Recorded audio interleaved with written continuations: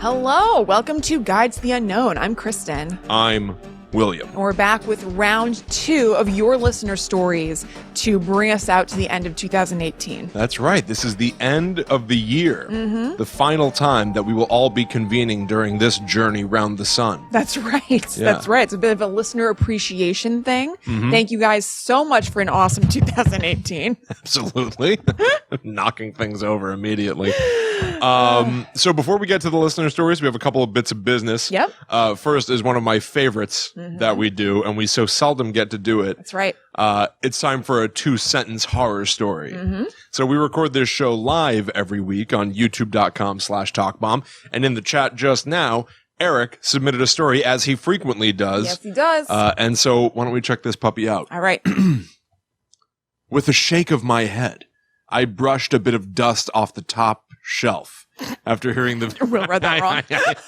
I tried to improvise a line. I know. Eric, I tried to add to it. He was trying to punch it up. All right, here we go. You should be insulted.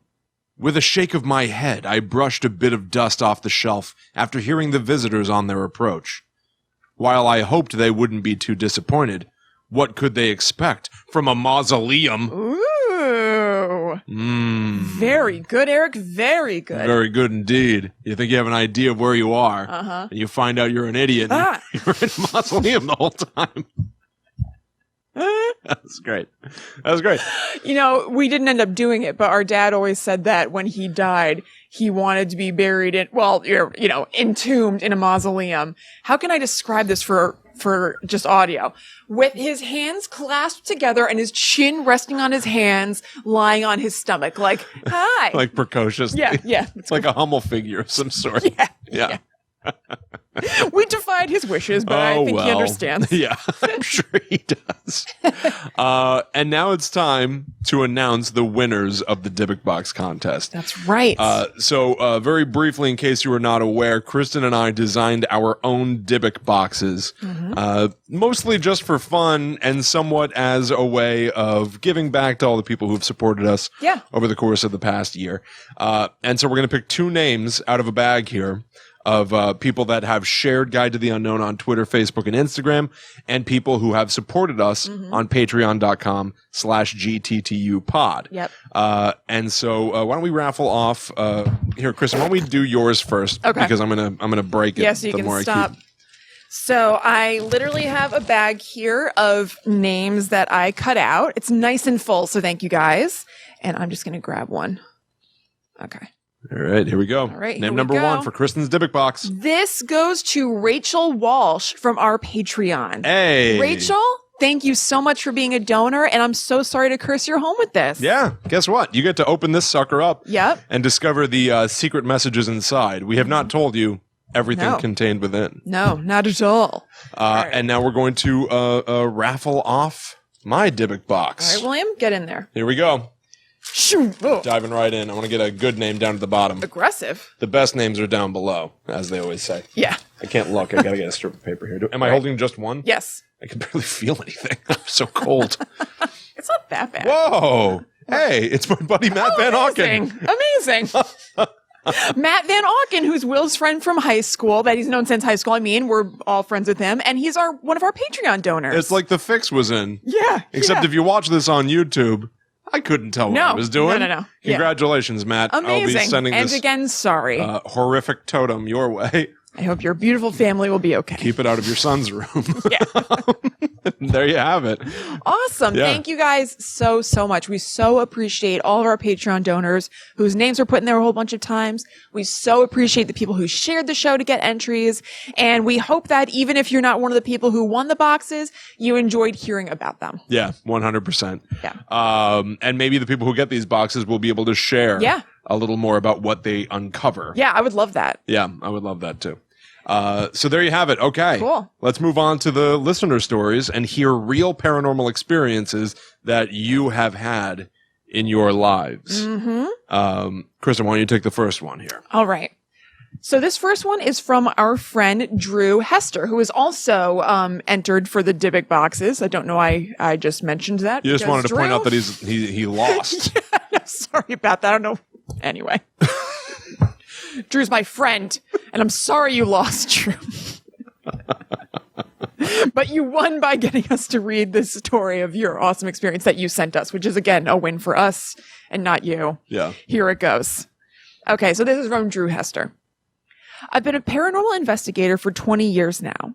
One late night, I was asked to help with a tour of the Waverly Hills Sanatorium. I think I've heard of that before, by the way. Yeah, it rings a bell. We had been seeing shadow figures the entire night until we made our way up to the floor where the children were kept. I was leading a group of 5 people to where we were to set up our equipment so we could perform a small investigation on this floor.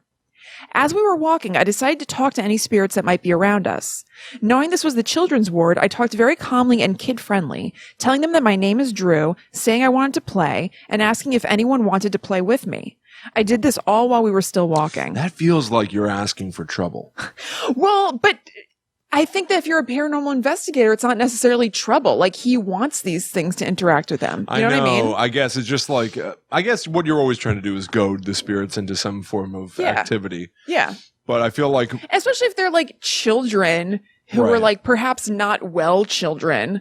Maybe it's just kind of like inviting and friendly. You know what I mean? Yeah, like, I imagine guess. him being like that. If he's being like, does anybody want to play with me? I don't think it's like Zach Bagans being like, does anybody want to play with me? Or excuse me, does anybody want to play with me? yeah. But it still does have that vibe to it of don't invite a vampire in, you know?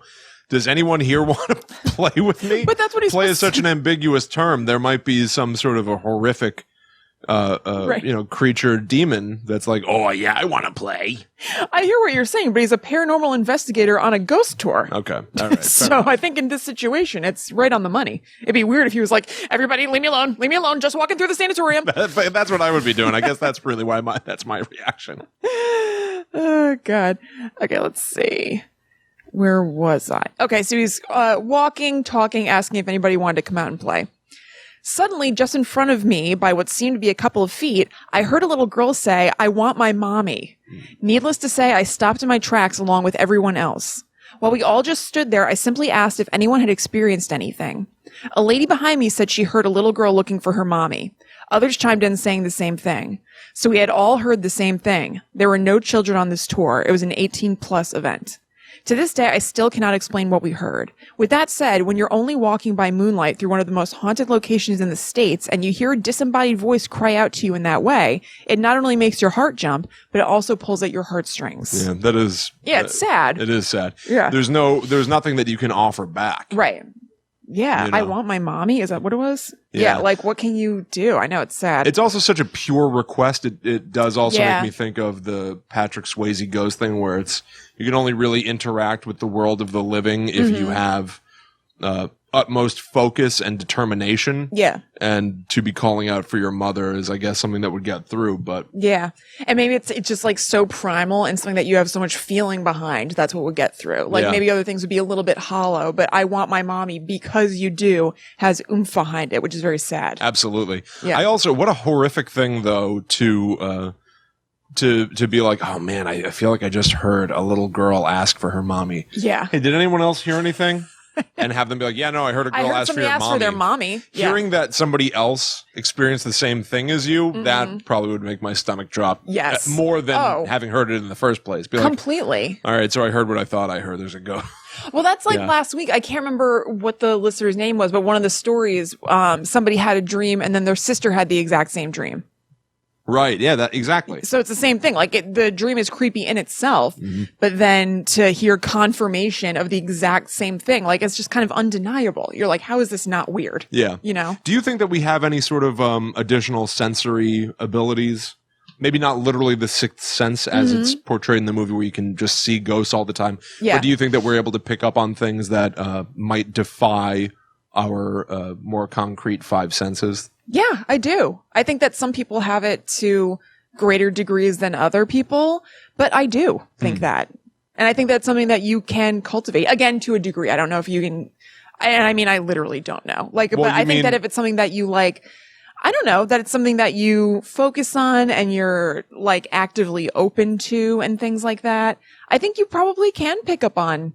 When you say Weird cultivate, things. what do you think? Like you can exercise it like a muscle? Yeah. Like Yeah. just keep lifting weights and you'll get Kind of. stronger. Just keep yourself open to the spirits and maybe you'll be more consistently able to communicate. Yeah, I do think that. But I also don't necessarily know or think that like I think they could get really tricky where if you're actively cultivating that, which is cool and you should if you want to, then it could be hard to be, I mean, you could be thinking that everything is a message is what I'm saying. Like it'd be hard to suss out like what is actually maybe some sort of communication and what is like wishful thinking or confirmation bias. Because obviously if you are cultivating that and you're working on it, it's at the forefront of your mind. So you're more likely to see things that fit into what you want this thing to be, even if it's not actual. Yeah, fair enough. So it's, I think you can, but I don't think that that means that like every single thing that seems to click is going to be you picking up on something else. Well, that's also sort of the burden of trying to exercise that extrasensory muscle is being able to differentiate between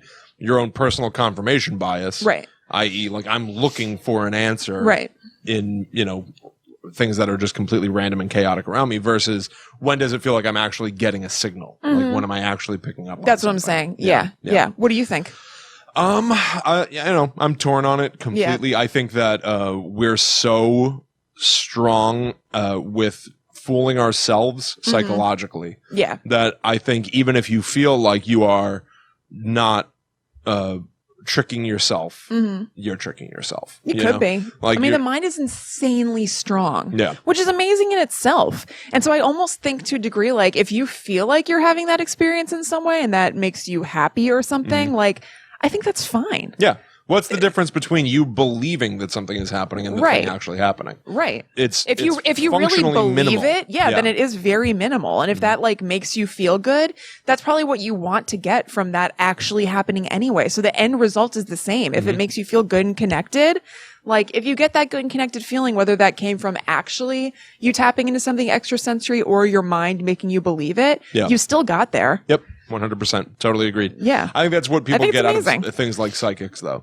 Because I don't think there's like an objective truth to that. Yeah. But I think objective truth is debatable in everything. Like, there's like even the old thing of just being like, what color is this Blair Witch video game cover? Right. We both agree that it's red. Yeah. But how do I know that my red and your red are the same thing? Like, totally.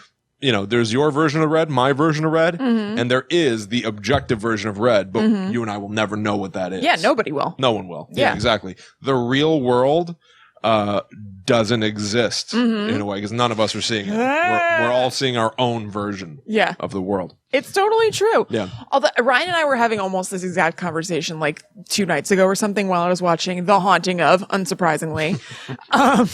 You only watch old, canceled, obscure cable shows. Ideally. That's all you watch. Kristen made me watch a show called Beyond Belief, Fact or Fiction. Oh, it's so good. We've talked about it on the show before. Yeah. And it was wonderful. But it's this like 90s cable show with the corniest... I don't think it's cable. I think it was on like Fox or something. Wow. No, seriously. It's not a weird cable show. Well, then it's a weird. Well, it's just a weird show. It's just a weird show. They're wonderful shows, but I feel like they're largely forgotten in time, except for you and your husband. Not by me. Talk about being able to pick up on things that the naked eye doesn't see. It's true. Yeah. Yeah. Kristen has her own, like, if you ran your own network, the shows that would be on that schedule it would be a wonderful channel, but it'd be the weirdest lineup of all time. It'd be that kind of stuff and like Housewives. Oh. It's quite a mix. It's a heady mix. You need 2 channels then. You keep all the housewife stuff over there. No, Chrissy Cast or whatever. No.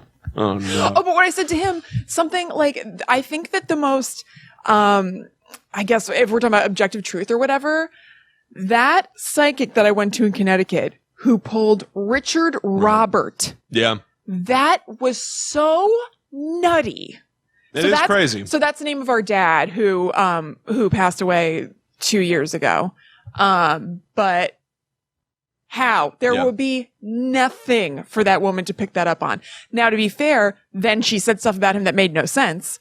So I've said it on the show before, but just to recap, my theory on this situation. So it's a quick story. I had gone to, like a metaphysical store in the town that we used to live in Connecticut. And I got a 15-minute, like psychic reading and it was like nothing was hitting or whatever. And then, and I was just kind of like yesing and I was like, all right, I'm glad I only got the 15-minute one, not the 30-minute one. Cause it's just like whatever. And then she was like, who's Richard Robert? And I was like, ah! Because that's our dad's first and middle name. Yeah. And I was like, my dad. And then she was like, did he like golfing? I see him on like really big green fields. And I was like, I mean, maybe he had like a lifestyle change up there or something, but Right. like, no. And I was like, we had a big lawn. Was he mowing the lawn? Was he teaching my younger brother how to mow the lawn? So that he would have to do it from now on. But yeah, so my theory on that is my theory on a lot of these kinds of extrasensory things. I think it's not impossible, and I think it varies person by person, so it's not a hard and fast belief I have. But I wonder if there is like a radio station. It was all static for that woman for most of my reading. It's like not hitting. I'm just like, whatever. Then it got clear for a second, and Richard Robert pops through, and then it's static again. She's kind of grasping at things that You're don't back work. to interpreting. Yeah. Yeah. Yeah. Yeah, no, I like that as a metaphor. First of all, it's very simple to imagine. Mm-hmm. I don't know if I believe in it. Yeah.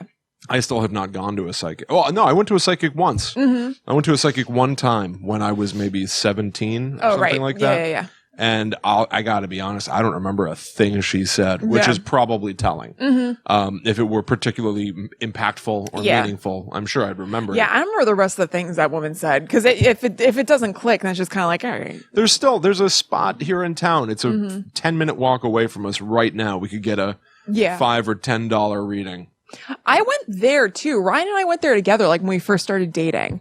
And I don't remember anything significant from it. But I remember I had a friend who lived here who was like very into that woman. I've never seen anyone go into that. I think Building. it's because there's the front room and it's a back room that you go into for like a reading. Like Oh, you don't, so that front room's just all dolled Right. up and it's not Right. even being used. Exactly. Oh. Yeah. So people go there. One of my friend's ex-boyfriends used to go very regularly. Yeah. How frequently do you need to go? I don't know. Should I be making regular trips? You know what? I don't know. I swear, I'm going to go. Before the end of 2019, I'm going to go to a psychic. Okay. I want to get a full-blown reading. Wow, you don't have long, William. What? You don't have long before the end of 2019. I've got plenty of time. Yeah. I was thinking 2018. No, I set my goals Yeah. in the long term Yeah. because there's no way I'm doing it anytime soon. Gotcha. No, that's realistic. Yeah. All right. Let's go to the next story Okay. here. This is from Natalia Tchaikovsky. Mm-hmm. All right. To begin, it's important for context to understand that I was raised in a religious household. The concept of demons has always been very real to me. As a child, my mother told me that ghosts could not be real because God would not allow a soul to escape either heaven or hell. Why would you want to Intense. escape heaven? Yeah. And even I just don't the know, word escape. to go wreak havoc Fair on the enough. upper realms. But even the word escape implies some sort of, ill intent, Yeah. right? Yeah. Or that something bad Well, is but to say you're happening. escaping from something bad. Right. Yeah. Yeah. Heaven. I need to escape heaven. She also told me that demons do not play by those rules because they were never children of God, but always a part of Satan. I live in Toronto, but as a child I lived in Prague, Czech Republic. My grandmother was visiting, so she took mine and my sister's room, while us kids slept in the basement. The creepiest of all parts of the house. Yeah. I love I was about to say, you used to sleep in the basement all the time. a basement. Yeah. Love a basement. My sister and I slept in the same bed as children, and I distinctly remember the attic door in the ceiling of our room. We lived in a big old house, which was the property of the embassy. Oh. It was so old, it had a bomb shelter in the yard Wow. and a servant's quarters. Wow. After my sister and I had gone to bed, the adults were all drinking and talking upstairs in the sitting room. My mother went to the kitchen for more wine and watched me walk past the kitchen doorway. Confused, she went out into the hall and called for me. Natalia, why are you out of bed? Do you need something, sweetheart? I didn't answer. I walked down the hall into my room. For some reason, the attic stairs were down. This was unusual because we never went into the attic. That's creepy. My mother watched me walk up the attic stairs. She did not follow me. Don't blame her. Confused and nervous, my mother went downstairs to check on my sister. Both my sister and I were asleep in our beds. Not only that, but I was wearing a onesie.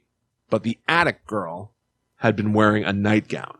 attic girl is now in quotes. I was about to say, the attic girl. That's a great name for a scary thing. The attic girl. Bent neck lady, attic girl. My mother was terrified. She stayed by our side that night and had the house blessed by a priest the next day. That was just one of my doppelganger stories. For some reason, I have encountered doppelgangers several times in my life. If you'd like to hear more, let me know. Natalia, I would like to hear more. To say I feel confident in speaking for William, even though I don't have to now, in saying, let us know. I would love to know more. Yeah. Doppelgangers, we found out way back in the beginning, I feel like, that doppelgangers are like banshees, a form of omen. Yep. Something bad is on the horizon. Yes, it'd be interesting to hear, like, I don't know, if there was anything notable in life after this attic girl showed up. Yeah, so Natalia, if and when you hear this episode, try to think back to this event, and was there anything else, or these other times that you encountered doppelgangers, where something bad happened not long thereafter, or anything like that, really? Yeah. Doppelgangers. So the attic girl is now known as a secondary being. It's not her. She's asleep with her sister downstairs. Right. But I wonder, and this is not something that you can answer for me, I'm just sort of thinking out loud. I wonder if the attic girl in the form of a doppelganger looked literally the same as Natalia, or if it's just her mother being like, well, there's another little girl you're like here, assuming approximately the same age or whatever. And so like, and you're at not a glance, expecting to see anybody but Natalia or her sister in the house. Exactly. Yeah. So is it the same person or a different, like a copy of a copy of you, or is it another entity? Who knows? Doing a bad job of mimicking, because she was wearing a nightgown. She's not wearing the right nightgown. Natalia was wearing a onesie, attic girl, a onesie. You got to get with it. Maybe it was a brand new doppelganger. Maybe she got yelled at. It's her first night doppelganging. Yeah. Satan was like, I gotta talk to you about this. I was reviewing the tape. You screwed it up. You're wearing the wrong night clothes. She should have followed you in the attic. Satan is a little bit Harvey Firestein-esque. I gotta call my lawyer. Why can't I think of any lines from Mrs. Doubtfire right now? I'm blanking. Oh, I know why. Help. She's an old woman. Oh my God. Wow. Good job. Okay. Good job. All right. Our next story comes to us from Andrew Benez. I'm not sure. William, is Andrew the person who sent us like an amazing care package with chocolate and stuff? Or was that Andy something different? It was Andy. Okay. That's Andy. And then a last name that I would know if I saw it with I think also a B. Andy Bussey. Yes. Thank you. Thank you. Yep. I've got the little ghost face back there. Yeah. Yeah. Awesome. And I ate all that chocolate. I hope I'm not insulting anybody. Did Andy Bussey also send us the long story about a UFO? Yeah, okay. so. All right. Okay. Cool. Well, Andrew Benez, welcome to the fold of stories. Yeah. Sorry I mistook you just because of your initials. Okay. So this is a story called A Cowboy in White, he titled it. The 1970s in Texas. What a great time and place to be a teenager. The music, the clothes, and the partying. One of our favorite things to do at the time to get away from the parents was camping. There's a large lake west of Fort Worth called Possum Kingdom Lake. I forgot about looking this up before I started the story. Possum Kingdom. Yeah. It's that song by the Toadies. The Toadies. Weird tie-in here. Yeah. This is very strange, but the first podcast that I ever did was a show called Will and Bobby Know Everything with my longtime writing partner, Bobby Kester. Love you, Bobby. And one of my favorite episodes we ever did of that show is an early episode called The Madness of Dr. Tanzler. A lot of people with the recent boom in true crime might be aware of this guy, Carl Tanzler, who claimed to have fallen in love with a woman who died of tuberculosis, and then he essentially preserved her body for 15 years in his home. We talked about it on Will and Bobby Know Everything before I ever heard about anybody else talk about it. And it was theorized that Possum Kingdom by the Toadies was either an admission by the lead singer of having committed murder most foul, or it was somewhat inspired by Dr. Carl Tanzler. Either way, the audio quality of that show is terrible. And I was stumbling a lot because I was drinking beer while we were recording. And our friend Cooper, when I was stumbling around, goes, "You have tuberculosis." Oh, right. which I think is a wonderful joke. It's a good joke. I still think about it periodically. All right, I'm sorry. Just Possum Kingdom made me think about that. But there Totally. are some, I loved it when we had episodes of previous shows we did that were horror themed. Yeah. It was all leading toward us having a show that was exclusively horror themed. Oh, totally. Well, like the vast majority of Book Club Schmuck Club is horror books. That's true. It's like 90%. Yeah, exactly. Yeah. We just decided to make it exclusive. Yeah. But yeah, old catalog episodes of Talk Bomb podcasts. Yeah. If you find the horror ones, those are the ones that like I think are really crazy and fun. Well, it's because it's what we like the most, so we get the most excited talking about it. Yeah. Yeah. True. It True, all true, true. tracks Yeah. to All this right. moment. Sorry, just No, made me think. no, it's fine. So there's a large lake west of Fort Worth called Possum Kingdom Lake. You've got to love the names Texans come up with. The lake is very deep and has a massive dam that lets out water once in a while. When it does, it's quite a sight. The lazy river comes alive. We found a day they were releasing water and planned a trip to camp below the spillway and watch the rushing water the next morning. My buddy Brad and I arrived a little later than we would have liked, hiked up the river in the dark about a half mile from the dam, and set up camp. The river was on one side and tall cliffs on the other, a natural canyon.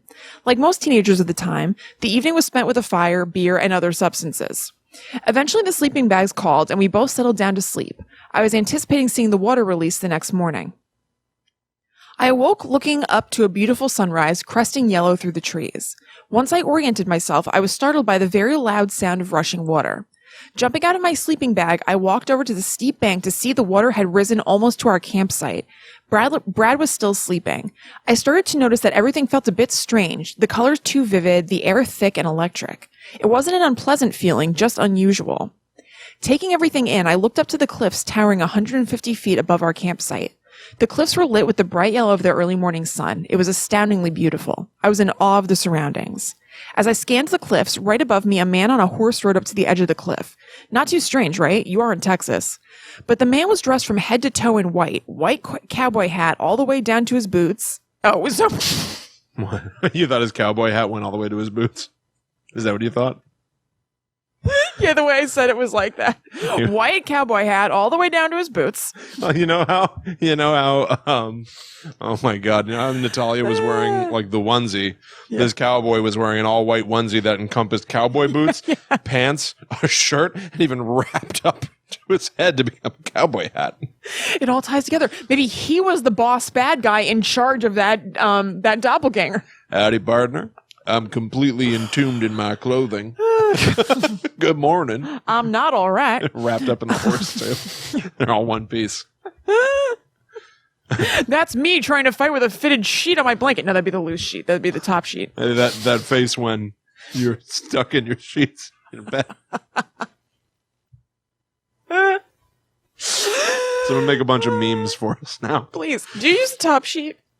No, hell no. Useless. Who When you needs get that one of thing? those sets from Target or something, I'm forever donating a top sheet. No. Just don't put it in. I don't like to be tucked. I don't like to be tucked neither. Oh, hell no. Mm-mm. No. Mm-mm. Okay, so the man was dressed from head to toe in white cowboy hat, comma, all the way down to his boots, and I kid you not, the horse was white too. I was shocked at the sight. He didn't look at me, just stared into the distance. I woke Brad to make sure I wasn't dreaming, and he saw the same thing. The horseman stayed on the cliff edge for several minutes, both of us never taking our eyes off him. The rider eventually pulled back and was gone. We were baffled but excited by the sight. It seemed so out of place. After some coffee, we climbed up to the top of the cliff. We figured that maybe there was a horse event somewhere nearby the rider could have ridden in from. Upon arriving at the spot on the cliff where we saw the rider, we looked for horseshoe tracks. We found absolutely nothing. There was no sign of anything. Scanning the area, you could see at least a mile. Again, nothing.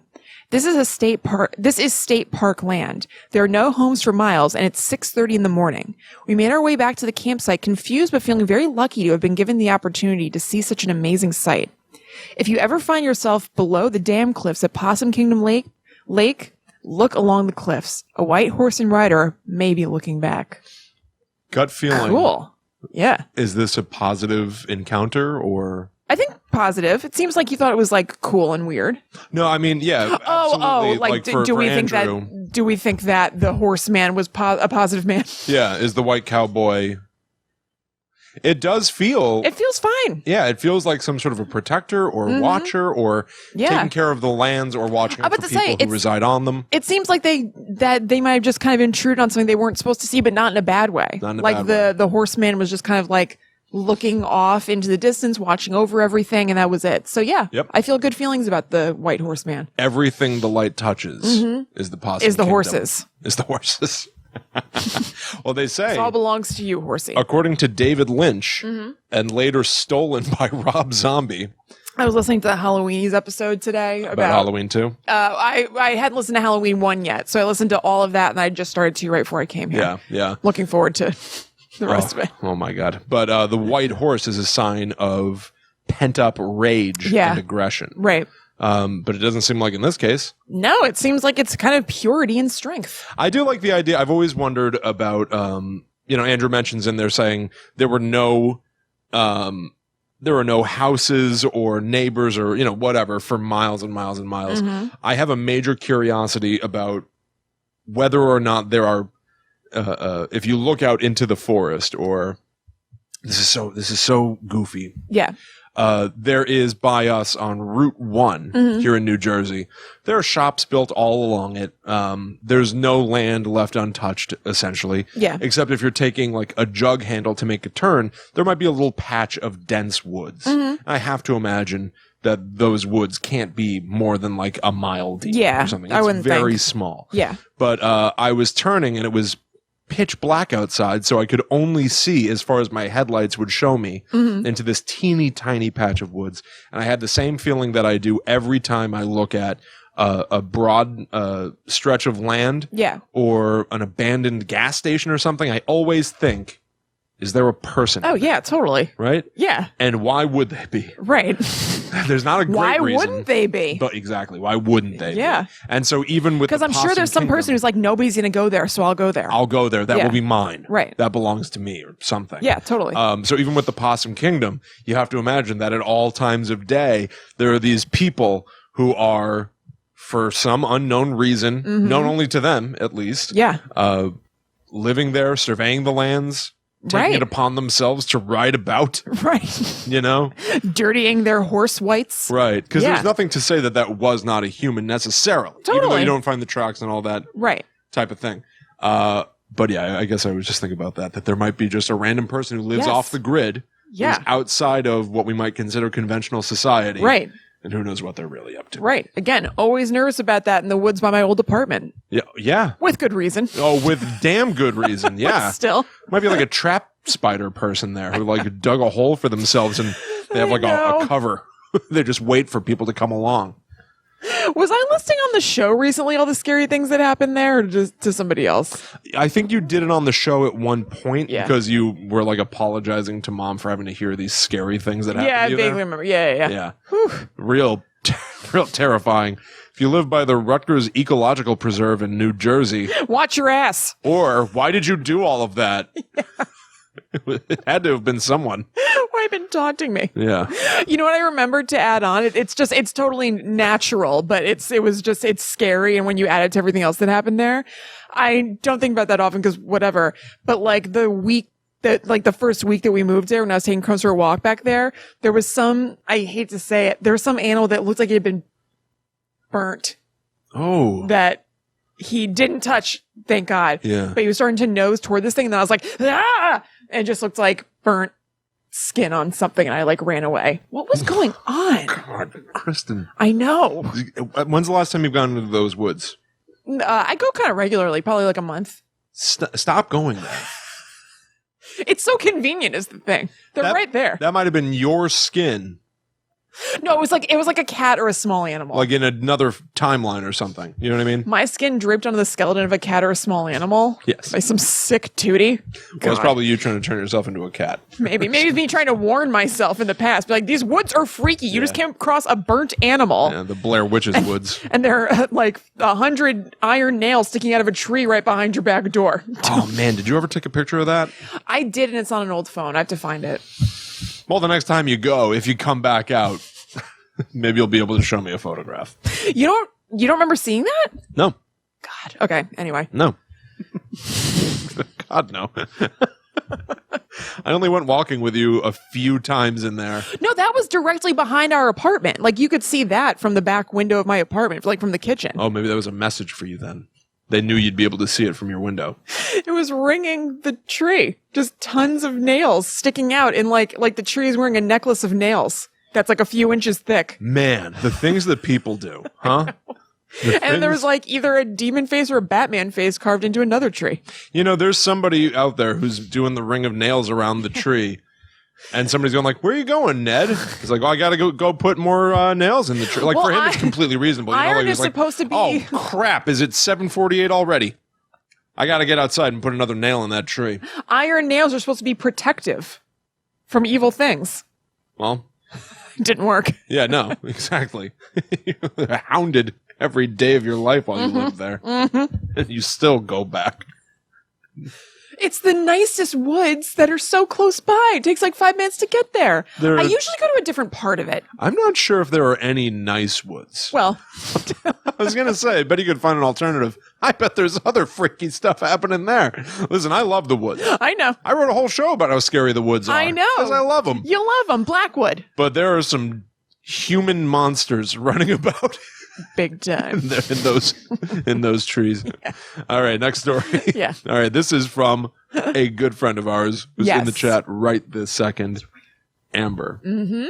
Amber, this is your story. I have been meaning to type this up for you guys forever, basically since I started listening. I have had a lot of pretty eerie experiences growing up, but most of them happened to me secondhand. Without getting too personal, my mom was psychic. So growing up, I either heard a lot of stories or was around when a lot of spooky things happened. Her side of the family comes from a long line of practicing witches, which I can trace back at least 150 years, and I have inherited some pretty cool trinkets along the way, like a cauldron from my great-great-grandmother and a Ouija board that is so old I don't even know how to date it, but I keep it in a closet in a room I don't go in, because my mom has told me some stories about that thing. For the most part, however, nothing demonic has happened to me, had happened to me up until I was about 18, and I started babysitting for a family across the street from me.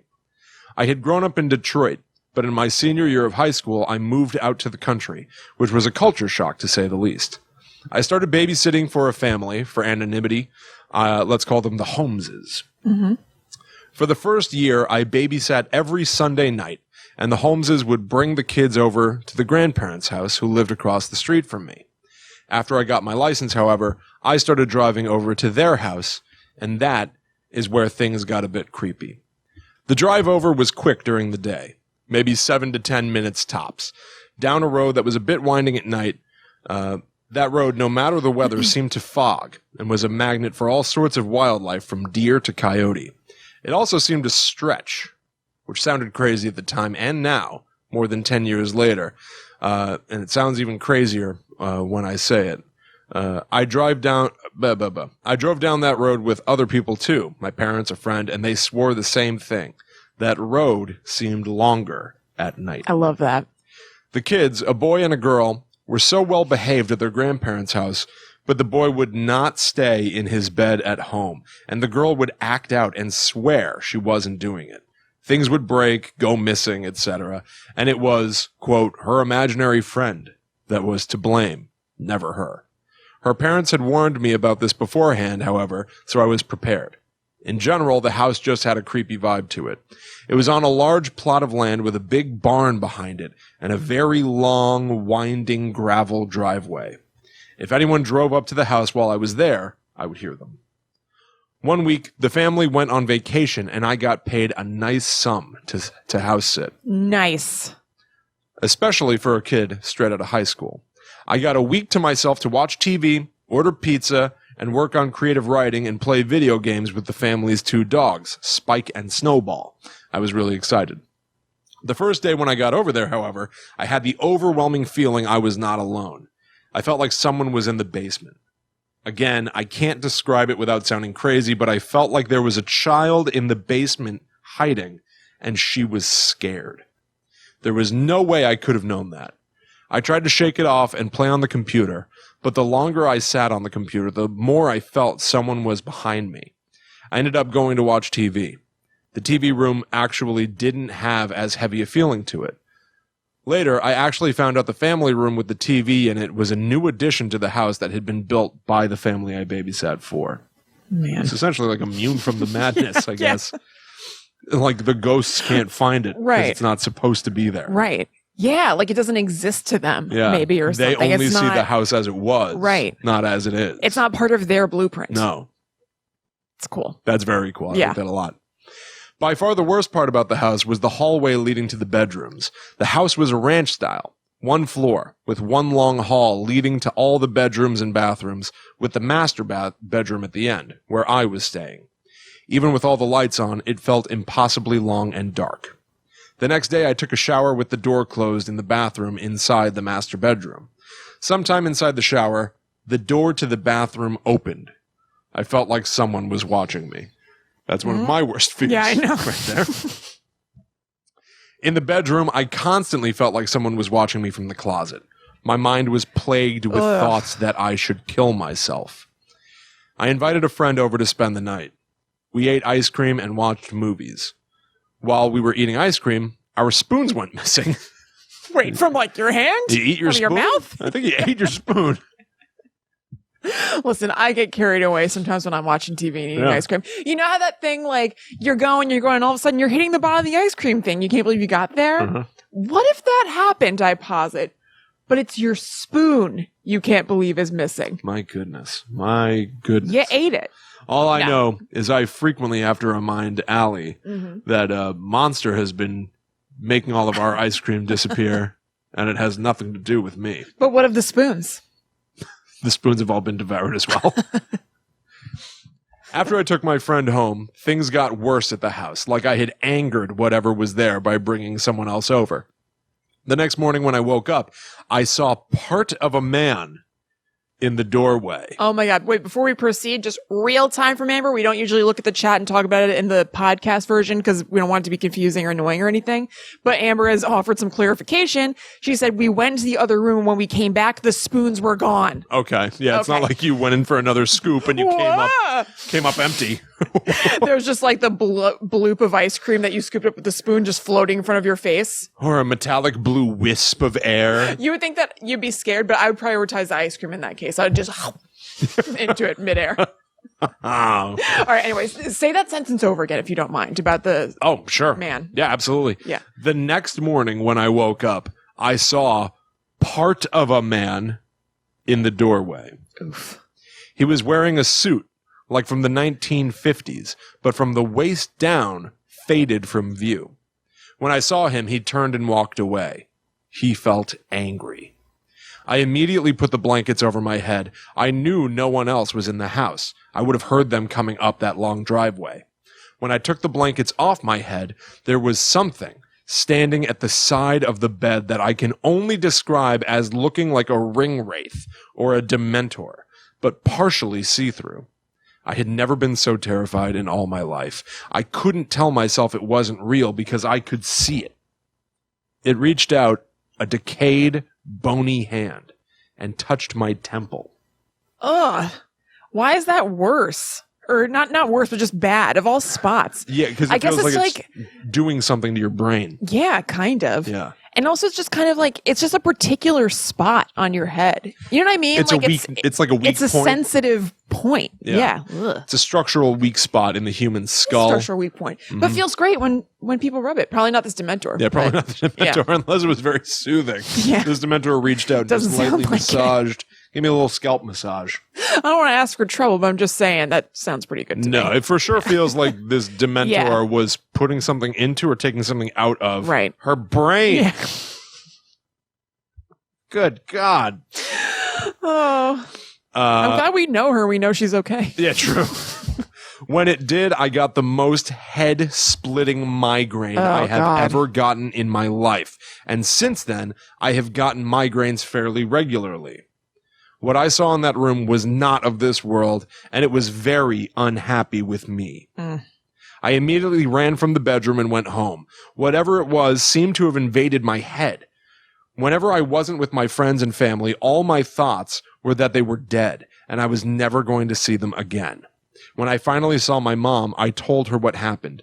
My dad, who was fairly skeptical of all this stuff, ended up returning to the house with me, as did my mom, who got holy water and blessed the house.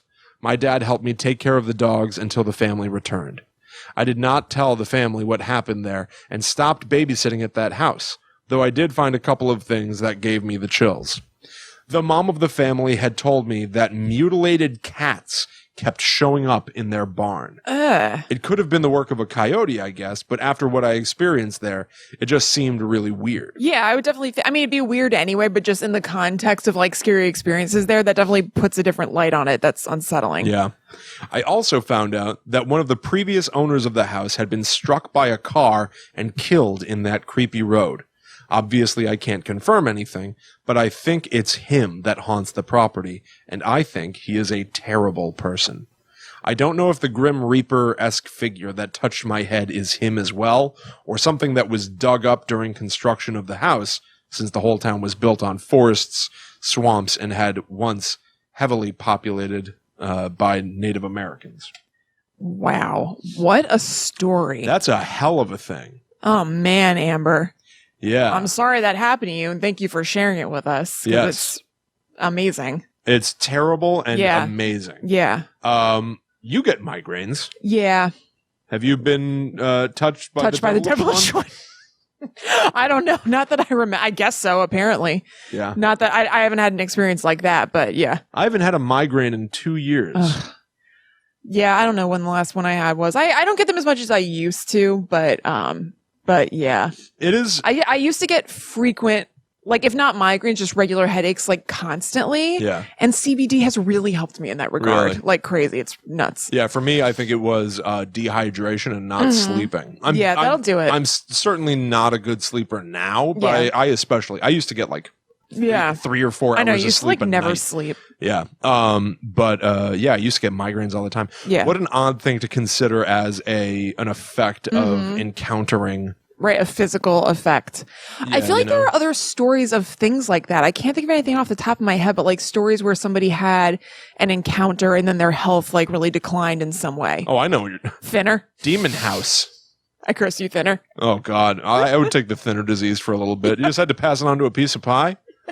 Give me the thinner disease for, I don't know, Wait, a what? You have couple to weeks. pass on to a piece of pie? Is that what you Put the said? thinner disease in a cake at the end of that? I've actually never seen thinner before. Neither have I. I just know the commercial. I curse you, thinner. Yeah, that should be like a health craze. You just got to make sure. I think it is. It's like pass it flat on. tummy tea. Yeah, exactly. That's basically the curse of thinner. right. Or those lollipops that are weight loss or whatever. It's all messed up. But no, in Demon House, there was that guy That's right. took one step inside the house and then his organs Shut down one by one, I think you said. like turning off the lights. I think Like turning off each individual breaker on. I think that's kind of what he said. He's like, yeah, started shutting them off one by one. Well, it happened. It's like, My organs turned off. My insides turned off. the outsides are still on, but the insides Yeah. have all turned off. The lights are out. I Like can't footage of him remember. lying down in a hospital bed, practically smiling, explaining how So weird. his heart is gone. Something because of the Demon House. Thanks, Zach It was Bagans. amazing. Demon House was in the news today. Let's see. Okay. Demon House is going to be premiering on Travel Channel on New Year's Day. So if you guys haven't seen Demon House by renting it from iTunes or whatever, apparently you'll be able to watch it on the Travel Channel. Let us know what you think. Oh, please. Yeah, I'd love to have a chat about it. absolutely. I loved it. But for sure, the idea of like a migraine also, like, Yeah. did it give you the ocular hallucination kind of thing? Kind of like I would have like flashes of light before it happened. Like one I can remember in particular was that I was driving and I thought that there was a glare from another car or something. I mean, maybe it was, but I don't think so now. And I just remembered it and I noticed it because I was like, meh. Yeah. And then I got to work, which is the worst timing ever. I was working at the salon by that point, which is like loud and like smelly of like hair, like nice smells, but you know what I mean? And it just like totally hit me. And I think that glare was me having a little bit of like an aura sort of thing. Yeah. What about you? Oh, big time visual problems. Oh, really? That didn't happen to me a lot, or doesn't, whatever. Like crazy. I would be fascinated by it because I knew that there was essentially, I had like about 1 hour until the bomb in my head would go off and it would just be migraine city. Yeah. So like I would be seeing what essentially looks like, like in a movie where somebody's watching like a film and the film burns out and like sizzles outward. It looks like that. And so I would just like sit at my desk at my old job and just like be calling over the wall to a person I used to work with and go like, hey, so now my vision's like I can like barely see anything. What do you think I should do? Because I didn't feel bad yet. But it's coming. Yeah. So it's like, I guess kind of nice in a way. I guess I'll finish whatever I can and see if I can drive the 45 minutes home fast enough. Same. That was the thing. I worked also about 45 minutes away at the time. It sucked so bad. And I remember I have a lot of specific memories of this migraine, apparently. I got pulled over on the way home. Give him the cop some crazy eyes. Yeah. No, the cop was like enjoying the hell out of himself. It was like, this was like a long time ago. Like my car was still owned by like dad and stuff. Yeah. And he had gotten, a notice that the registration was expired, but didn't do anything about it. Right. And like, I didn't notice the sticker or whatever. Right. So the cop pulled me over and I was like really feeling like crap. And he gets out of his car and comes over, and instead of being like license registration, he like walked to the front of the car and he's like walking back and forth and he goes, 1 year. Well, 9 months. And I was like, excuse me? Yeah. He was like, your registration expired 9 months ago or whatever. And I was like, oh God, this guy's having a good time. Yeah. Hey, Ponch, pull your head out of your ass. I got places to be. I will say, let's go. He could have towed the car and he didn't. So, in a way, it was a nice move. But look at what we have here. He was making a meal out of this ticket. And it was like not the time for me. So annoying. It sucked so bad. So annoying. I know. Oh, I hate migraines so much. Oh, they're terrible. I don't have them as often as I used to, but I used to have headaches, just regular headaches, like almost every day. Yeah.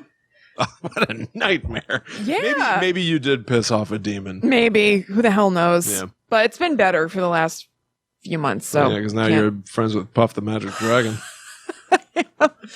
Puff, puff, pass the medicine, man. Whatever. It is a blessing in my life. Oh, God. Well, you know how I feel about that kind of thing. Yeah, no. Completely fine. Yeah. Okay, so our next story is from Laura Gridley.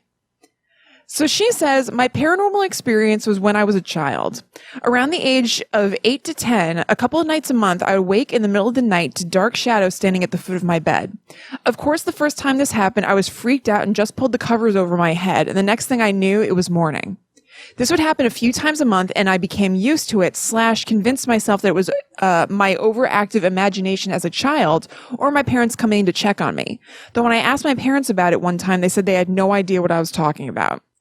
These figures, as I started to observe them in the brief moments they were there, were dark, almost hooded-looking figures. They never moved or spoke and appeared to just stand there with their hands clasped in front of them, observing me. I'd wake up to see them, even said hello on a few occasions, and would roll over and wake up to it being morning. In high school, I was telling one of my friends about this because we got on the topic of paranormal things, and she was amazed and said she had had very similar experiences. It stopped happening almost as suddenly as it had begun. Yeah. So do you think her talking to her friend, it almost like outed it in some way where they're like, whoop, the jig is up. Dispelled and it stopped? Maybe. Because it seems strange that it stopped right after she spoke it out loud.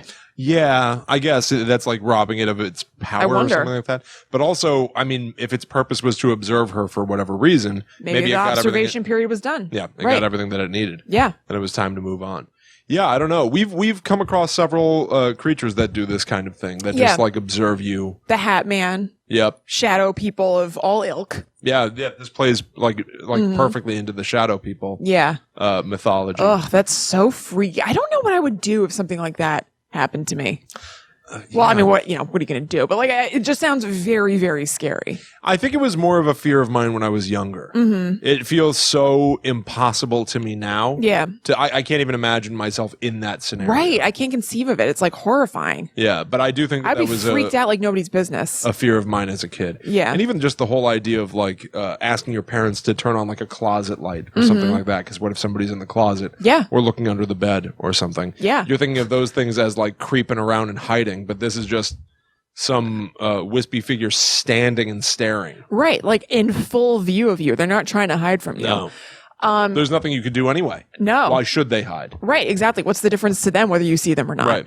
Right. So Will and Allie got Ryan and I this awesome setup of light bulbs for our house for Christmas, and we put them in like immediately, and we love them. It's like smart bulbs. Yep, they're the Philips Hue bulbs. So you can change the color. HUE, not HUGH. Do you have for all you Hue heads out there? You Hugh Laurie? Do you have like a mood you've set? We saved one color in the bedroom. But no, we've just been playing with different colors and stuff like that. But so now we have lights on more often than we would usually because we just enjoy having the colored lights where there would once be darkness. Let's dial up that electricity bill. I know, it's for real, but I love it. So we've had the hall light on a lot just because it's cool to have these colors. And Chloe, our cat's shadow, is now projecting onto the wall in like different sizes depending on where she is. So it's been a little bit freaky where I'll be watching TV and then I'm like, oh, what's that? And I realize it's a tail bopping by. But it's awesome, William. I love them so much. Good. I'm glad. Yeah. I'm very happy to hear that. Mm-hmm. Yeah. There's not going to be a normal colored light in my house ever again. Sweet. No interest. Why should there be? Yeah.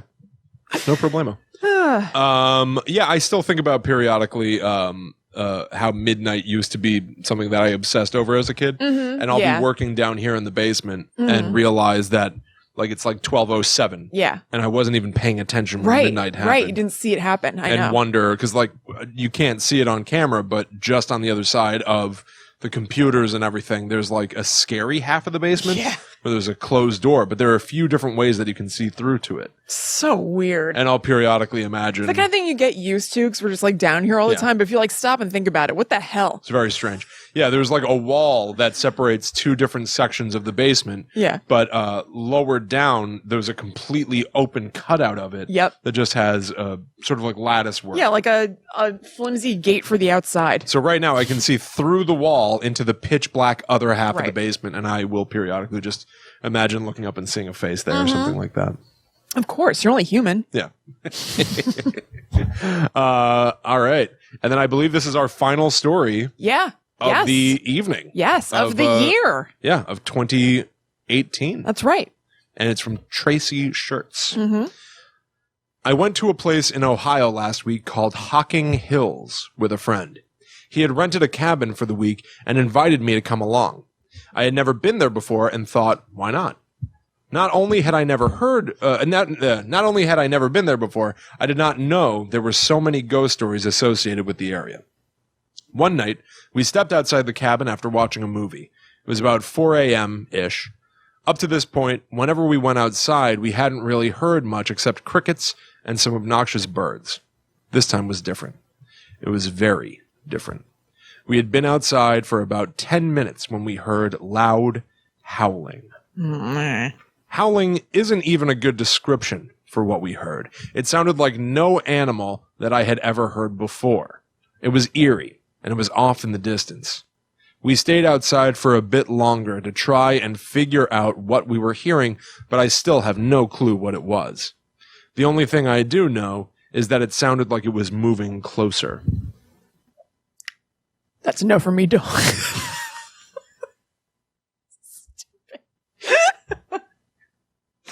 That might be the last and first Randy Jackson reference of 2018, too. Oh, God. Once we went back in the cabin, we couldn't hear it anymore, and eventually I was able to fall asleep. The next day, my friend told me that there were stories about Old Man's Cave and hearing howling dogs. The last full day of my adventure there, we went to Ash Cave. We got to the parking area and began the trail to get to the cave. I heard what sounded like drumming. It was like those big giant drums that you hear in an orchestra, but it was outside. I was just about to say something to my friend about there being an outdoor concert, but then the drumming stopped, and I never heard it again. It was a very short trail to the cave, and in no time did I pass anyone carrying any kind of drum. Later that night, while rummaging through the cabinets in the cabin, we found a book that had been left behind by a previous tenant. It was a local book written with stories about haunted Hocking Hills and the surrounding area. I read about the Native American drums that can be sometimes heard at Ash Cave, and the story of a park ranger that went searching for someone playing drums one night, never to find a trace of anyone. I asked my friend if he had heard anything that day. He admitted that he did not. Even later that night, just after 3 a.m., we were again outside the cabin, enjoying the last of our vacation. It was then that we both heard what sounded like a woman scream. We heard it 3 separate times and several minutes apart. There was a story about a barefoot woman in white that is said to also haunt Ash Cave. She has been seen hanging in the back on tours. Like maybe behind all the people doing a tour. You know what I mean? It's like a line of standing people. behind like a group of people. That's what I think. And will shush people that are too loud. But at night, people claim they have heard her screaming. I cannot confirm or deny that anything we heard or didn't hear was actually paranormal, but it definitely gave me a couple frights. Ugh. So there are, not to discredit, but because I actually also find this creepy, there are certain animals that sound like women screaming. Once again, in the woods behind my old apartment. The screams of the fox could be heard. Oh. And they sound like a woman screaming bloody murder. Oh, what a nightmare. There was one time that I went to bed and the fox was screaming. Woke up in the middle of the night because Crumbs had a seizure and I had to walk him, and I went outside and it was still screaming. Ugh. Like hours later. Ugh. I was like, oh God, this is still going. What the hell? And it sounds horrifying. Yeah. So there are some natural explanations, but I don't find that much more comforting. No, is the that's thing, kind Tracy. of my point. Is that it's not better. It's really. almost being a debunker. Yeah, but honestly, it's not really. Still horrible. Yes. Also, who's to say that there won't be some madman that's like, well, everybody around here is used to the Why don't I capitalize? Screaming of the fox. Mm-hmm. I could easily kill someone here, and everyone will assume that it's an animal screaming and not a person. They'll hear the scream of the fox. They'll think that it's crying wolf. Wait, what am I trying to say? You know what I'm saying. Yeah, that fox is not crying wolf. It's crying person. It's screaming like there'd be person. a real lady screaming, but people assume that it's a fox, so they'd say she's crying wolf. And right? Yeah. Unclear. Something cool like that. Yeah. Someone could probably say something cool like that, though. Yeah, someone out there. Yeah.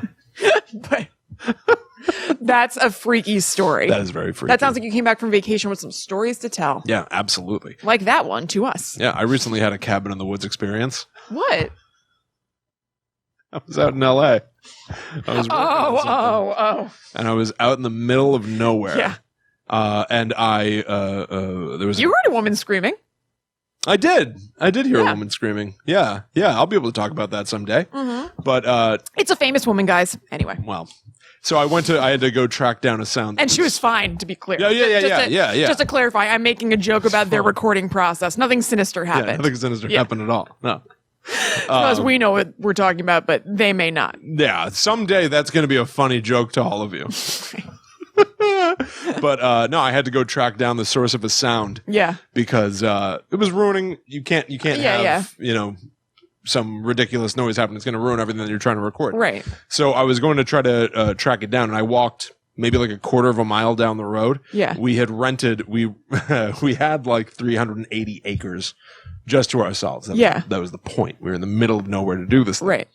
And so now I'm just kind of like walking down this dusty trail, and I see just you and the road. Yeah, and it sounded like a beeping from like some sort of a machine. Mm-hmm. But when I finally got there, it was like a little teeny mouse that just was able to make the most like god awful loud sound. Ugh, was it just echoey because of the area or something? No, it was like a sharp sound. It seriously sounded like beeping. It sounded like weird. Yeah, and like that was the problem. Is like it didn't sound natural. Right. Even though it was an animal. It was. Making it.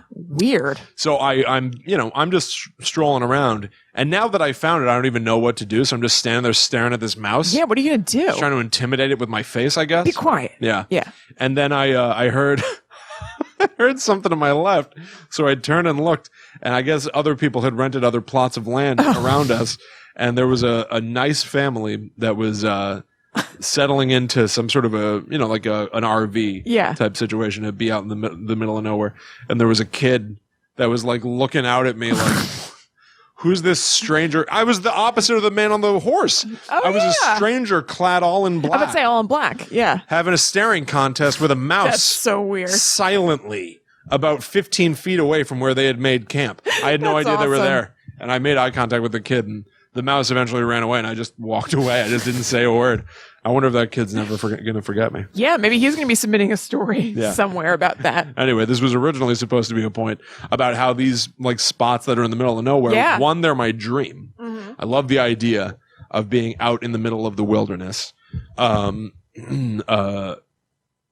yeah, you have to then contend with the wilderness and myriad unknown factors. Yeah, right. Who the hell knows the history of where you are, the actual truth? Again, like we were saying before, like the truth is malleable. Yeah. My version of the truth is different from your version of the truth, and both of those are different from what actually happened. Right. So even the stories that get passed down about that plot of land are one thing, but you don't know what has actually taken place where you are now spending your lovely vacation. Right. And so you don't know necessarily what might be there to get your attention. Yeah. To seek its revenge. Yes. Yeah. Give you a little digital mouse. Absolutely. Yeah.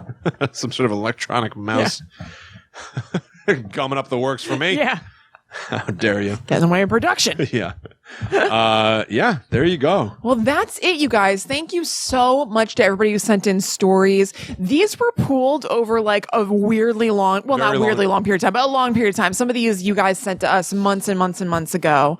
And thank you so much for them. Please continue to do that, because we'll definitely do listener episodes here and there. So by all means, send us your scary stories anytime.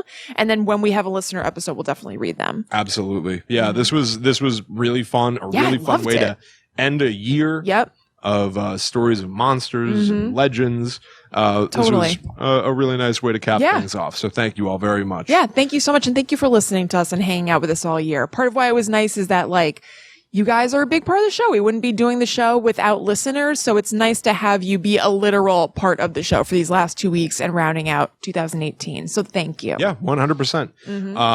And yeah, we're also, by the way, ending 2018, we just hit triple digits in number of reviews on Apple Podcasts. Oh, yeah. We have crossed over 100 reviews. Thank you, guys. Thank you, 100 of you. Yeah, like a handful of them are critical in any way.